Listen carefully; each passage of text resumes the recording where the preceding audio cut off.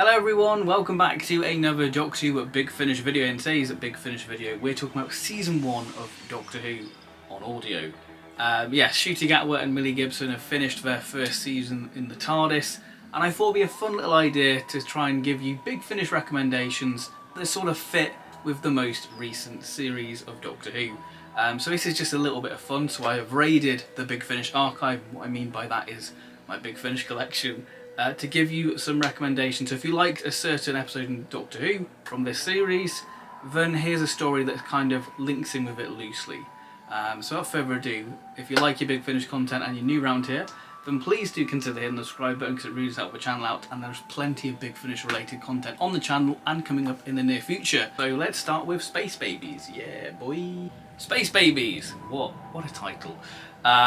So with a title like that, you're gonna lean down the baby aspect, and the audio that sort of sprung to mind was Blood on Santa's Claw, which is an anthology release, but the second story in this anthology is The Baby Awakes, which is all about design your own babies, and it's sort of set on a baby farm. We have the 6th Doctor, Peri, and Peri's boyfriend, sort of going to this sort of baby farm where you can sort of design your perfect baby, and it explores sort of the eugenics of that. And there causes sort of great friction between Peri and her boyfriend, and the 6th Doctor sort of caught in the crossfire of that. So it's quite a nice, rich character story with, I guess, space babies in it. But yeah, this is a really nice anthology release. It's a clever anthology set.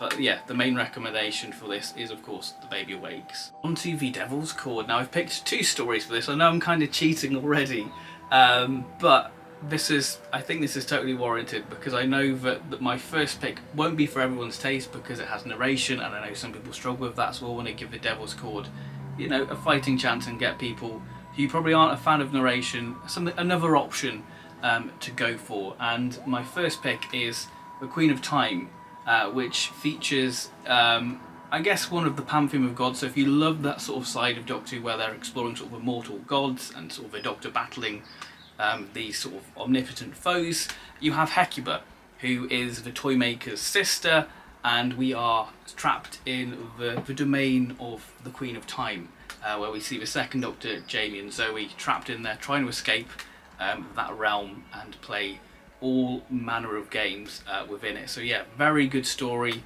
So if you like that, it's very much like the Celestial Toymaker, but with the 2nd Doctor, Jamie and Zoe. And yeah, very, very visual story. You can see why this story wasn't made, because of just how expansive the sets would be and how the prose really enhance the world building within this story. So if you like your sort of Pantheon of God-esque style stories, then Queen of Time is an option.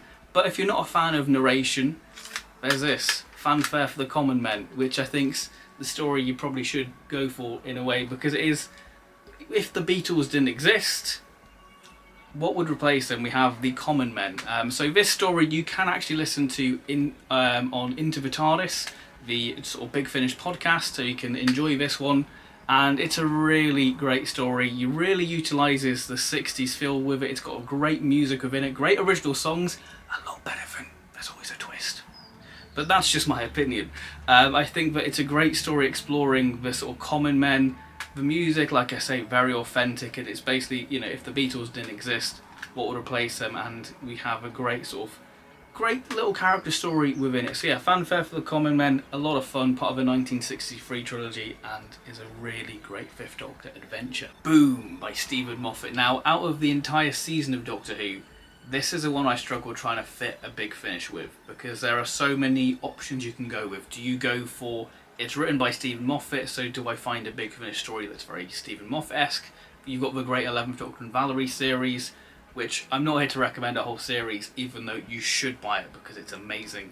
Do I pick that it's sort of fitting around a concept of the Doctor on a landmine? You've got Daleks: Genesis of Terror.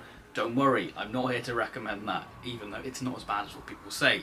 Then you've got the Doctor sort of being stuck in one place, stranded. Again, I'm not here to recommend a whole sort of series of adventures, so I decided to land on the idea of the war and how a story can play around with what it does with war, that it's not actually a war, it's something a little bit different. And I landed on a 6th Doctor release, The Middle, which is a wonderful sci-fi adventure with the 6th Doctor, Flip and Constance arriving on this planet and it's a really fascinating story with how it sort of explores overpopulation and age, where you'll have pensioners going off to fight the war and letting young people have their lives. So I think there's something quite interesting to explore within that, and how this story divides up our TARDIS team because they're all different ages, and we have these characters sort of exploring the different aspects of this sort of colony world, where we have the young people where Flip is just having a party, then you've sort of got the middle section and then where Constance is, and then you've got sort of the end of life section where the Sixth Doctor is, where they go off to war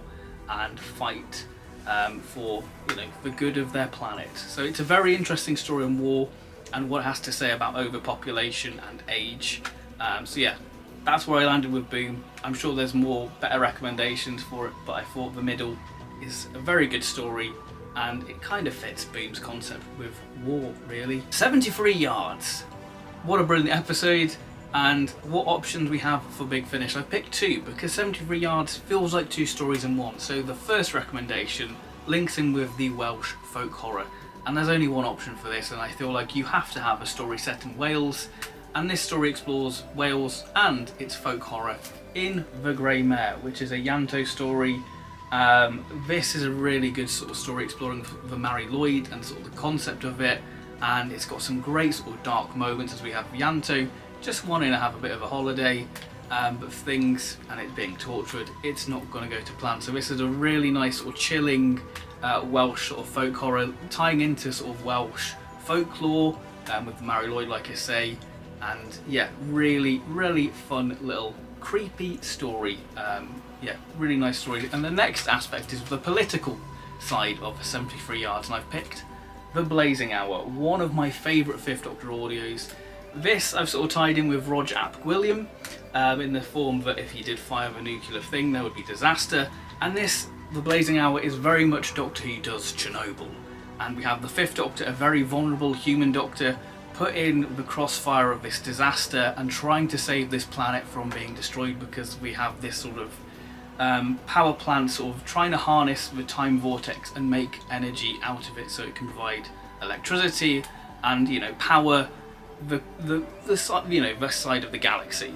And it's a very interesting story. You've got some great sort of political figures within this, where you have Violet Hardacre, who is a character you absolutely despise, and she is just a really nasty piece of work, how she plays with that sort of vulnerability of the Fifth Doctor, and how this society doesn't really care about what's happened because it's just a write-off.